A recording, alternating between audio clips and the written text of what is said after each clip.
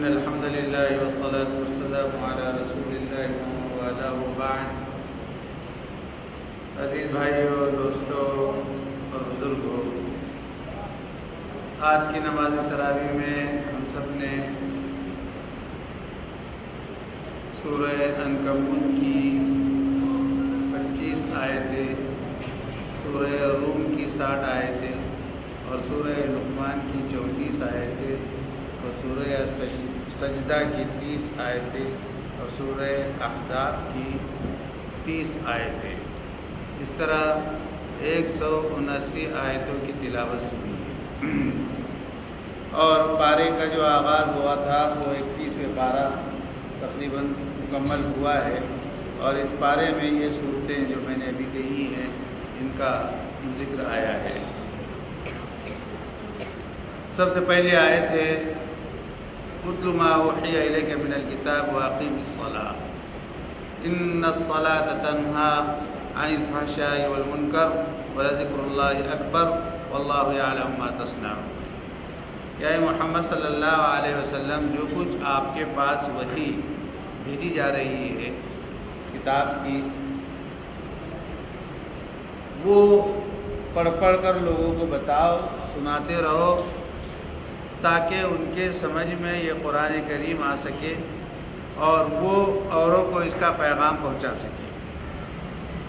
تو قرآن کریم کے پیغام کو پہنچانے کا ذریعہ خود بھی پڑھنا ہے اور لوگوں کو اس کو سمجھانا بھی ہے اور خود کو بھی سمجھنا ہے، تاکہ دعوت عام اس کی ہوتی رہے. اور پھر قرآن کریم سے انسان خود جڑا رہے گا، تو جب تک وہ قرآن کریم سے جڑا رہے گا تب تک وہ قرآن کی برکتوں کو تو حاصل کرتا ہی رہے گا، ساتھ ہی ساتھ اس کتاب کے ساتھ اوروں کو بھی جوڑتا رہے گا اور اوروں کو بھی اس کی برکتیں اور سعادتیں پہنچاتا رہے گا. اس طرح سے یہ دعوت عام ہوتی رہے گی. اس کے بعد فرمایا گیا واقیم الصلاۃ، یہ نماز کو قائم کرو. یہاں ایک بہت اہم بات ہے جو سمجھنے سے تعلق رکھتی ہے، وہ ہے قائم کرنا، کہ نماز کو قائم کس طرح سے کیا جا سکتا ہے. نماز پڑھنا الگ چیز ہے اور نماز کو قائم کرنا ایک علیحدہ سی چیز ہے. کیوں؟ اس لیے سمجھنا ضروری ہے کہ آگے فرمایا گیا کہ نماز بے حیائیوں سے روکتی ہے اور بری باتوں سے منع کرتی ہے. تو سوال یہ پیدا ہوتا ہے کہ بہت سے لوگ یہ سوال کرتے ہیں کہ وہ فلاں صاحب، وہ تو کوئی نماز نہیں چھوڑتے، ایک نماز ان کی ناغہ نہیں ہوتی، لیکن جو کام بازار میں کر رہے ہوتے ہیں وہ چھوڑ چھاڑ کے نماز کو جاتے ہیں، اور نماز سے آنے کے بعد میں بھی بازار میں وہی کام کرتے جو نہیں کرنا چاہیے. تو پھر اگر نماز بے حیائی سے اور بری باتوں سے روکتی ہے تو پھر یہ حضرت، یہ صاحب کیوں نہیں ان کے اوپر نماز کے کچھ اثرات مرتب نہیں ہو رہے؟ یعنی میں صرف اس نماز کے برکات کو سمیٹنا اور لینا اور نماز کی طاقت کو جاننا اور نماز کے اندر اخلاص کے ساتھ میں جو چیزیں کرنا جو نماز کی روح ہے اس کو سمجھانے کی کوشش کر رہا ہوں، تاکہ یہ سوال نہ کیا جا سکے جو لوگ کرتے یا جو لوگ سمجھتے. اس لیے کہ نماز کو جو شخص قائم کرتا ہے، دو چیزیں، ایک تو یہ کہ نماز خود اس شخص کو برائیوں سے روک دے گی اور منکرات سے منع کر دے گی. لیکن کب؟ اس وقت میں ایک مثال دوں آپ کو، مثال سے بات ذرا اچھی واضح طور پہ سمجھ میں آتی ہے. ایک شخص بیمار ہے اور کوئی مرض اس کو لاحق ہو گیا ہے، اور وہ کسی ڈاکٹر کے پاس میں جاتا ہے اور وہ اس کے لیے دوا کو تجویز کرتا ہے، اور ڈاکٹر اسے کہتا ہے کہ یہ علاج آپ کو لمبے پیریڈ تک کرنا پڑے گا. کیوں؟ اس لیے کہ ان دوائیوں کو آپ کا جسم بھی ایکسیپٹ کر سکے. پہلے تو اس کو ایکسیپٹ کرنے میں بہت وقت لگ جائے گا. پھر جب آپ کا جسم ان دوائیوں کو ایکسیپٹ کرنے لگے گا تو پھر یہ دوا آپ کے جسم پر اثر کرنے لگے گی. جب یہ دوا اثر کرنے لگے گی تب بیماری اور مرض کے اندر قدر افاقہ ہوگا. لیکن آپ کو یہ علاج مسلسل کرتے رہنا پڑے گا تو پھر یہ دوا آپ کے لیے کارگر ہوگی. بھئی یہ ایک حقیقت ہے کہ نہیں دنیا میں. اب آئیے نماز کو سمجھیں کہ نماز صرف 2 رکعت یا 4 رکعت یا 3 رکعت یا سنت نوافل اور وتر کے صرف ادا کر دینے کا نام نہیں. جہاں تک سورہ فاتحہ کا پڑھنا ہے، ضم سورت کرنا ہے، رکوع کرنا ہے، قومہ کرنا ہے، پھر سجدہ کرنا ہے، پھر جلسہ کرنا ہے، پھر سجدہ کرنا ہے، پھر قاعدہ کرنا ہے، سلام پھرنا ہے اور پھر چلے جانا ہے، یہ نماز نہیں. نماز اس کا نام نہیں. جس نماز کا ذکر قرآن کریم میں آ رہا ہے اور جس کو قائم کرنے کے لیے اللہ کا حکم ہے وہ یہ ہے کہ انسان نماز کو ایسی پڑھے کہ گویا یہ اس کی آخری نماز ہے. اب آپ سمجھنے کی کوشش کریں کہ انسان ایک صاحب ایمان کو یہ معلوم ہو جائے کہ یہ میری آخری نماز ہے. اب اس کے بعد پتہ نہیں میں نماز پڑھ پاؤں گا کہ نہیں پڑھ پاؤں گا یا میری نماز پڑھی جائے گی. اگر یہ تصور ہے تو پھر خود بخود اس کے اندر اللہ کی خشیت پیدا ہوگی. جو وہ پڑھ رہا ہوگا پڑھنے پر وہ غور کرے گا کہ میں کیا کہہ رہا ہوں، میں کیا پڑھ رہا ہوں، میں اللہ کی تعریف بیان کر رہا ہوں، میں اللہ کے رحمانیت کا ذکر کر رہا ہوں، میں اللہ کو یاد کر رہا ہوں، میں اللہ کو اپنا سب کچھ سمجھتا ہوں. اور میں یہ سمجھتا ہوں کہ جب قرآن کریم کی آیات اگر نماز کے اندر نہیں پڑھی جائے گی تو میری نماز مکمل نہیں ہوگی بلکہ ناقص رہے گی، بلکہ ہوگی ہی نہیں. تو اس کے اندر اتنی اسپرٹ آنی چاہیے کہ پیدا ہونی چاہیے کہ وہ اللہ کو حاضر و ناظر جانے اور سوچے اور اللہ کا استحضار اس کے پاس میں آئے کہ وہ سجدے میں جب جا رہا ہے اور سبحان ربی اعلیٰ کہہ رہا ہے، جب وہ رکوع میں جا رہا ہے سبحان ربی العظیم کہہ رہا ہے اور رکوع سے اٹھ رہا ہے تو سمیع اللہ لمن حمیدہ کہہ رہا ہے. ہم کو شاید آج تک نہیں پتا یا اگر معنی معلوم بھی ہوں گے کہ سبحان ربی الاعلیٰ کہ وہ بلند ترین ہے، وہ ذات پاک ہے. سبحان ربی العظیم وہ بہت عظیم تر ذات ہے جو بہت پاکیزہ ہے. لیکن سمیع اللہ لمن حمیدہ بولے تو نہیں معلوم ہوں، اس لیے کہ شاید ہم نے کبھی جاننے کی کوشش بھی نہیں کی. دیکھیے کہ جب ہم نے رکوع میں گئے اور رکوع میں جا کر ہم نے سبحان ربی العظیم پڑھا 3 بار 5 بار 7 بار 9 بار جتنے بار بھی وقت ملے، تو اب میں نے یا آپ نے اللہ کی پاکیزگی بیان ہے نا، جب اللہ کی پاکیزگی بیان کی کہ پاک ہے وہ ذات جو برتر ہے بلند ہے، اور پھر اس کے بعد سمیع اللہ لمن حمیدہ. سمیع اس نے سن لیا. کس کی سنا اور کس نے سنا؟ اس نے سن لیا، یعنی کس نے؟ اللہ نے سن لیا. سمیع اللہ نے سن لیا. کیا سنا؟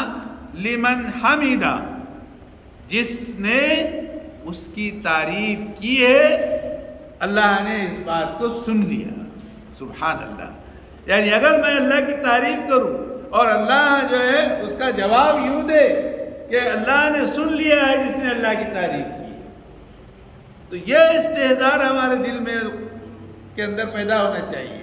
تو ہماری نماز کے اندر خشیت آئے گی، خوف پیدا ہوگا، ڈر آئے گا. اور جب یہ ساری چیزیں آئے گی تو پھر جس طرح سے دوا اس جسم میں کام کر رہی تھی اور بیماری کو ہلکا کر رہی تھی، ایسی ہی نماز وہ ڈراتی رہے گی ہر غلط کام سے، ہر غلط بات سے، ہر غلط عمل سے، ہر غلط قسم کے جو ہے کارنامے سے، اس لیے کہ وہاں اللہ کا خوف پیدا ہو۔ اور جب خوف پیدا ہوگا تو دکاندار ڈنڈی نہیں مارے گا، تاجر دھوکہ نہیں دے گا، معاملہ کرنے والا جھوٹ نہیں بولے گا، کوئی آپ کے ساتھ میں شراکت کرنے والا وہ آپ کو آپ کے پیٹھ میں جو ہے چھرا نہیں گھوپے گا، اس لیے کہ اس کو اللہ کا خوف رہے۔ تو اب اگر اس طرح سے نماز ادا ہوتی رہی تو پھر جس طرح 6 مہینے 6 سال اگر ڈاکٹر نے کہا تھا کہ یہ دوا آپ کو متواتر لینی پڑے گی تو پھر بیماری اس کی وہ چلی جائے گی، اسی طرح اب ساری بیماریاں اگر ہم نے نماز کے اندر وہ روح پیدا کر دی، یعنی نماز کو اگر قائم کر دیا تو پھر بے شک نماز برائیوں سے روک دے گی اور غلط حرکتیں اور غلط کام کرنے سے روک دے گی۔ یہ ہے نماز۔ بات سمجھ میں آئی ہے نا جی؟ خالی 2 یعنی 4 ٹھونگے مار دینا، 8 ٹھونگے مار دینا یہ نماز نہیں ہے۔ نماز کی روح پیدا کرنے کی کوشش کریں کہ نماز میں کیا چیز ہے، کون سی لذت ہے۔ اللہ کے رسول نے فرمایا نا، جب یعنی حدیث جبرائیل میں حضرت جبرائیل نے پوچھا کہ مل احسان، کہ احسان کس کو کہتے ہیں، کیا ہے وہ احسان؟ تو اللہ کے رسول نے فرمایا، جواب دیا کہ ان تعبد اللہ کأنک تراہ فإن لم تکن تراہ فإنہ یراک، کہ تو اللہ کی عبادت ایسی کر کہ جیسے تو اللہ کو دیکھ رہا ہے۔ اور اگر تو اپنے اندر یہ کیفیت پیدا نہ کر پائے یا نہیں کر سکے تو کم سے کم یہ کیفیت پیدا کر لے کہ اللہ تجھ کو دیکھ رہا ہے۔ بات سمجھ میں آ رہی؟ تو پہلا درجہ تو وہ ہے کہ تو اللہ کو دیکھ رہا ہے جی، یعنی اللہ حاضر و ناظر ہے، تیری سن رہا ہے، تجھ کو جانتا ہے، تیرے عمل کے اوپر اس کی نظر ہے، تو تب یقیناً ہماری نماز برائیوں سے رکے گی اور فحاشی سے وہ باز رکھے گی۔ اللہ ہم کو اس طرح کی نمازیں ادا کرنے کی، پڑھنے کی توفیق عطا فرمائے۔ میرے بھائیوں، اس کے بعد میں پھر جو ہے آیت نمبر 47 میں جو بات کہی گئی ہے کہ اس کو سن لیں، میں زیادہ بہت تفصیل نہیں کروں گا اس لیے کہ بہت بڑا تنگ رہتا ہے، کہ وما كنت تتلو من قبل من کتاب، اللہ رب العزت نے تمام لوگوں کو بھی بتا دیا، قرآن کریم کے پڑھنے والوں کو بھی بتا دیا، اور خاص طور پر ان مکے والوں کو بتایا۔ کیا بتایا؟ کہ دیکھیے کہ مکے کے معاشرے میں اللہ کے رسول صلی اللہ علیہ وسلم 40 برس تک کے شروع میں رہے، ہے نا، بچپنا وہاں گیا، پرورش وہاں ہوئی، وہیں پہ قیام ہوا، وہیں پہ سب عزیز داری، رشتہ داری، پیدائش وہیں پر سب کچھ، ہے نا۔ تو 40 سال کے بعد اللہ نے نبوت عطا فرمائی، ہے نا۔ تو نبوت آنے کے بعد قرآن کریم نازل ہو گیا، قرآن کریم کی بہت ساری آیتیں نازل ہو گئی، تو مشرکین مکہ طرح طرح کے باتیں بنانے لگے کہ یہ تو جادو معلوم ہوتا ہے، تو پتہ نہیں یہ تو اس نے اپنے خود سے لکھ لیا ہے کہ کچھ کیا کسی سے لکھا کے منگا لیا وغیرہ وغیرہ۔ تو اب قرآن کہتا ہے کہ آپ مکے میں رہے ہیں 40 برس تک، اور مکہ کے تمام لوگ اس بات کو جانتے ہیں کہ بچے سے لے کر آپ 40 سال کی عمر تک کے رہے، نہ آپ کبھی کسی اسکول میں گئے، نہ کبھی کسی کتاب کو آپ نے پڑھا، نہ کبھی کسی کاغذ پہ لکھا، نہ کبھی قلم اٹھایا، اس لیے کہ آپ کو تو کچھ آتا ہی نہیں تھا، آپ تو امی ہیں۔ تو پھر جب اللہ کے رسول صلی اللہ علیہ وسلم کہ ماں انا بقاری کہا کہ مجھ کو پڑھنا نہیں آتا، جب پہلی وحی آئی جی تو حضرت جبرائیل نے پڑھا اقرا بسم ربک الذی خلق، اپنے رب کے نام سے پڑھو۔ تب اللہ کے رسول نے تیسری بار کہنے کے بعد دہرانا شروع کیا، ہے نا۔ تو اللہ کے رسول تو لکھنا پڑھنا جانتے نہیں تھے۔ تو سوال یہ ہے کہ پھر مکے کے لوگوں نے جب اللہ کے رسول پہ وحی آ رہی تھی اور یہ کتاب نازل ہو رہی تھی تو پھر ایسے طنز کیوں کیے اور ایسے تانے کیوں دیے اور کہا کہ یہ جادو ہے، یہ تو جو ہے معلوم ہوتا ہے کہ اس نے لکھ لیا ہے. ارے لکھ لیا ہے، قرآن تو نبی کر رہا ہے، ان کو لکھنا ہی نہیں آتا. صلح حدیبیہ کے موقع پر جب صلح ہو رہی تھی تو اللہ کے رسول نے پوچھا حضرت علی سے کہ کہاں ہے، کہاں دستخط کرنی ہے، کہاں لکھنا ہے؟ تو کہا کہ یہاں پہ لکھیے. اشارے سے حضرت علی نے بتایا یہاں. جیسے کوئی بولتے ہیں نا دستخط کرنے کی تو انگلی رکھتے، قاضی صاحب خاص طور سے نوشا کو، یہ یہاں کرو دستخط. اس کو نہیں معلوم کہ کرنی، اس کو خالی اتنا معلوم کہ دستخط کرنی ہے، لیکن کہاں کرنی ہے یہ نہیں معلوم. تو یہاں پر حضرت علی نے اللہ کے رسول کی جو ہے اشارے سے بتایا کہ یہاں پہ لکھیے من محمد رسول اللہ، رسول اللہ کی جانب سے. تو لکھنا ہی نہیں آتا تھا، وہ تو حضرت علی نے لکھا.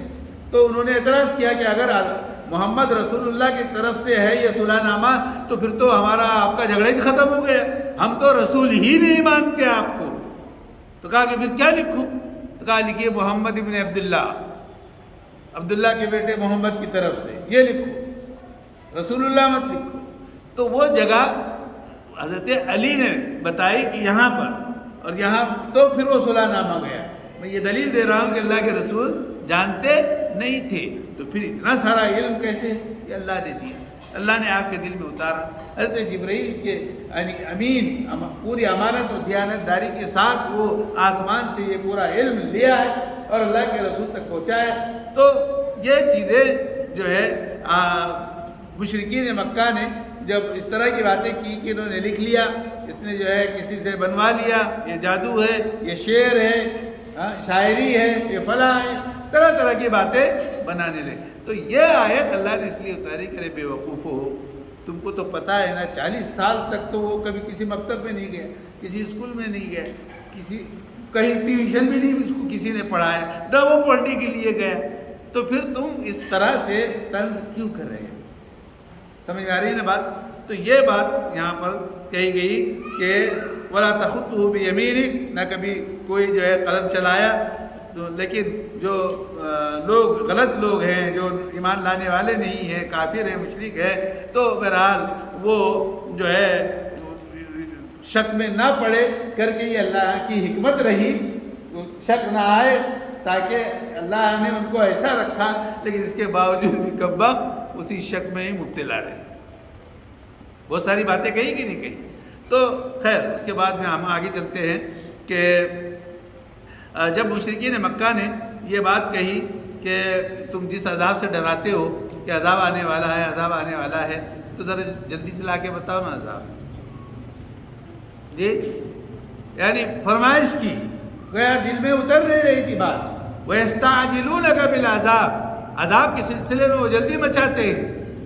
وَلَوْلَا أَجَلٌ مُّسَمًّى، اللہ کی تقدیر اگر نہ ہوتی اور جو چیز اللہ نے طے کر رکھی ہے اگر وہ وقت مقرر لکھا نہ ہوتا، لَجَاءَهُمُ الْعَذَابُ، تو عذاب ان پر آ جاتا.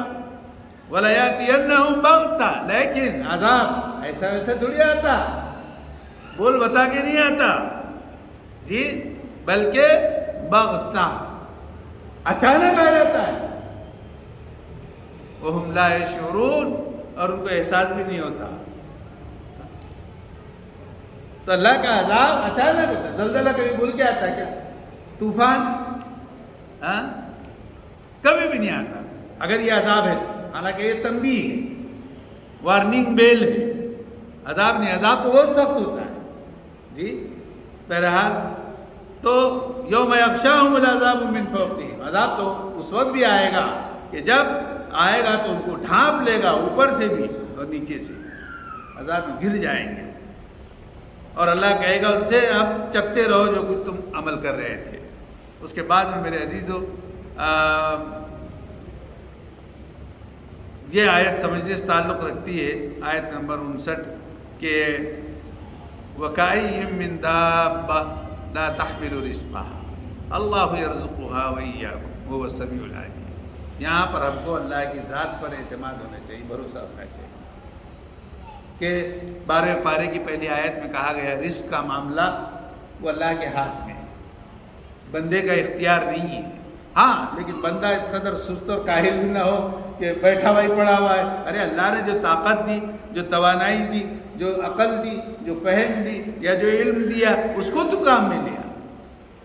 تو اسباب کو اختیار کر، وسائل کو تو اپناتا رہے، نتائج اور اللہ کے ہاتھ میں۔ وسائل کو کام میں لے، نتائج اللہ دے گا۔ اگر تو کسی پھلدار درخت کے نیچے بھی جا کے بیٹھ جائے گا، منہ کھول کے بیٹھے گا، گرے گا تو اللہ میں کھلاتا ہے نا۔ ایک صاحب کو یقین ہی نہیں آ رہا تھا، بیٹھے ہو اور بڑا پھل تھا جھاڑ کا، بیٹھے ہو، دندی سے آ کے گرا سر پہ، وہ چلانے لگا، اللہ بھی کھلاتا نا، اللہ بھی کھلا رہے تیرے، ہاں تو کھلاتا مطلب پھل بھی کھلاتا، مار بھی کھلاتا ہے، دونوں چیزیں کھلاتا ہے۔ تو بہرحال یہاں پر جو بات آئی، کتنے ایسے چوپائے زمین پہ رینگنے والے، کتنے لاکھوں میں تعداد ہے، 25 کتنے لاکھ میں نے کہیں دیکھا تھا مخلوق کی تعداد، اور یاد نہیں رہا، کہ لا تحمل رزقها، کہ ان کے پاس میں جو ہے کبھی کل کے سلسلے میں بچا ہوا نہیں رہتا، یہ لیکن کچھ نہیں رہتا ان کے پاس، وہ صبح کو نکلتے ہیں، شام کو بھرے پیٹ لوٹتے ہیں، اور اللہ ہم کو بھی دیتا، کس کس کو دیتا، کیسے کیسے دیتا، کہاں کہاں سے دیتا، کتنا کتنا دیتا، یہ سب ہم دیکھتے ہیں۔ تو پھر یہ پرندے یعنی زمین پہ رینگنے والے، آپ بتائیے کہ پہاڑوں سے گزر رہے ہیں آپ کہیں دور دراز سے، اور کھانے کا وقت ہو گیا، دوپہر کا وقت، آپ نے ناشتہ دسترخوان کھولا، کھانا کھایا اور اٹھنے لگے تو آپ کو وہاں چوٹیاں ملے گی، ہے نا۔ تو اللہ اس طرح سے چوٹیوں کے رزق کا نظم آپ کے ذریعے سے کیا، اور کہاں کہاں کرتا ہے وہ تو ایک آیا تھا کہ کون سی ویل کون سی مچھلی ہوتی ہے جو بہت بڑی ہوتی ہے، وہ پتہ نہیں اس کا روزانہ کا اس کی غذا کتنے ٹن اس کی غذا ہے، اللہ نے اس کو بھی دیتا ہے، وہاں دیتا ہے، سمندر میں دیتا ہے۔ تو بہرحال اللہ یرزقها، اب یہاں غور طرف بات یہ ہے کہ اللہ ان چوپاؤں کو، زمین پر رینگنے والوں کو، جانوروں کو بھی، ان کو بھی رزق دیتا ہے، وَإِيَّاكُمْ، اور تم کو بھی دیتا ہے۔ مجھ کو اور آپ کو اللہ کی ذات پر بھروسہ کیوں نہیں؟ ہم اپنی طاقت پر، اپنی توانائی پر، اپنی ہوش مندی پر، اپنی دانائی پر، اپنی فراست پر، اپنے علم پر، اپنے فن پر، اپنے ہنر پر، ہم اس پر اعتماد کرتے ہیں؟ جی نہیں، ہم وسیلے کے طور پر اس کو اپنائیں گے، نتیجے کے طور پر اللہ دے گا۔ بات سمجھ رہی؟ جی۔ تو اس کے بعد میں پھر میرے عزیزوں، ابو الحسن ذرا بتا دینا وقت ان کو، بس 5 منٹ رہ گئے، اللہ اکبر۔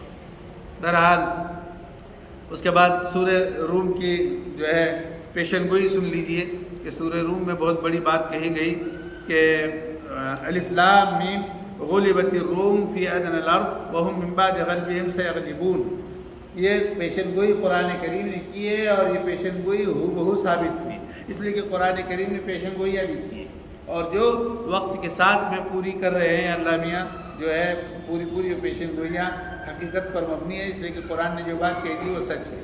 ہوا یہ کہ غلبت الروم، 2 ملک ہیں وہ اس وقت کی بڑی طاقت تھی، ایک روم، دوسرے فارس، بڑی طاقت تھی جو کسی زمانے میں 2 ملک تھے، اب ایک تو ٹوٹ گیا، اب ایک ہی بچا ہے، تو یہ اس زمانے میں 2 ملک تھے، روم اور فارس۔ تو ان دونوں کے درمیان میں لڑائیاں ہوتی تھیں، اور بہت زیادہ لڑائیاں ہوتی تھیں۔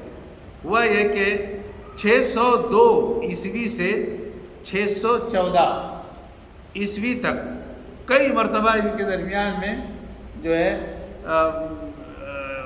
لڑائیاں ہوئیں، 602 سے 600 کب تک؟ 14 تک، اور اللہ کے رسول صلی اللہ علیہ وسلم کی ولادت ہوئی ہے 610 میں، ہے نا؟ 600 کب ہوئی؟ نہیں 700 570 میں ولادت ہوئی ہے، اس میں 40 سال ایڈ کرو، 610 ہوئے نا؟ ہاں تو صحیح کہا۔ تو 610 میں اللہ کے رسول صلی اللہ علیہ وسلم کو جو ہے کیا ہوئی؟ نبوت عطا ہوئی. تو اب 614 تک لڑتے رہے. گویا نبوت کے ملنے کے بعد بھی لڑائی ہوتی رہی ان کی. اب ادھر اتنے وسائل نہیں تھے کہ ادھر کچھ ہو گیا تو ادھر معلوم ہو جائے. تو بہرحال اب جو مقام ہے یہ یعنی روم اور فارس کے درمیان میں جو لڑائی ہوئی تھی. اور ایک بات سمجھ لیجئے کہ فارس کے جو لوگ تھے وہ آتش پرست تھے. آتش پرست سمجھتے ہیں؟ آگ کو پوجنے والے. اور روم کے جو لوگ تھے وہ اہل کتاب. تو اہل کتاب ذرا چونکہ مسلمان بھی اہل کتاب ہے یعنی بھائی آسمان سے کتاب ہے کہ نہیں ان کے پاس، ہاں لیکن یعنی مسلمان ہیں. تو اب ہوتا یہ تھا کہ مکے میں اللہ کے رسول صلی اللہ علیہ وسلم رہے ہے نا، اور ادھر مکے سے جو ہے پھر ہجرت کر کے آ گئے مدینہ منورہ ہے نا. تو ہجرت آپ نے کی تو اس وقت کیا تاریخ تھی؟ یعنی 13 سال ڈال دو نا اس میں. نبوت 610 کو ملی، 13 ڈال دو 623 ہاں 623 میں ہے نا. تو اس کے بعد میں جو ہے ان کی لڑائی ہوئی تو ہجرت آ کر ایک ہی سال ہو رہا تھا یعنی 624 میں. تو بہت سخت لڑائی ہوئی اور وہاں پر لڑائی میں اہل فارس جیت گئے اور رومی ہار گئے. اور فارس کے لوگوں نے روم کے قصر کو اور وہاں کی ساری چیزوں کو توڑ کر چھین کر لیا ہے. تو اب اہل فارس جیت گئے یعنی آتش پرست جیت گئے. تو مشرکین نے بقول کیسے پٹاخے بجائے، پٹاخے اڑائے، ڈھول تاشے بجائے، اس لیے کہ ان کی لنک آگ کی وجہ سے میچ ہوتی تھی، کفر کی وجہ سے، سمجھ رہے. اور ادھر اور ادھر بدر واقع ہو گئی. بدر میں جو ہے مسلمانوں کو فتح ہوئی اور ادھر سے خوشخبری آئی بعد میں. تو یہ پہلے ہو گیا کہ فتح جو ہے فارس کی ہو گئی. تو مسلمانوں کو بہت دکھ ہوا اس لیے اہل کتاب ہونے کی وجہ سے کہ یہ ہار گئے. تو اللہ تعالیٰ نے ان کی دل بستگی کی. غلبت الروم فی ادنی الارض، رومی غالب ہو گئے، مغلوب ہو گئے یعنی شکست کھا گئے، لیکن ان قریب وہ غالب ہو جائیں گے. یہ ہے اللہ کی طرف سے آئندہ کی بات یعنی غیب کی بات گویا کو کہنا چاہیے تھوڑی دیر کے لیے جو کسی کو معلوم نہیں. تو ہوا یہ کہ حضرت ابوبکر صدیق رضی اللہ تعالیٰ عنہ نے مشرکین سے شرط لگائی. اس وقت شرط لگانا دونوں طرف کی جائز تھی. شرط یہ لگائی کہ ابھی تو جو ہے فارس والے غالب آ گئے ہیں لیکن چند ہی سال میں 3-4 سال ہی میں جو ہے وہ رومی غالب آ جائیں گے. تو کہا کہ کیسے؟ یہ آیت نازل ہو چکی تھی. تو حضرت ابوبکر صدیق سے حضور اکرم صلی اللہ علیہ وسلم نے فرمایا کہ ایسے تم محدد مت کرو یعنی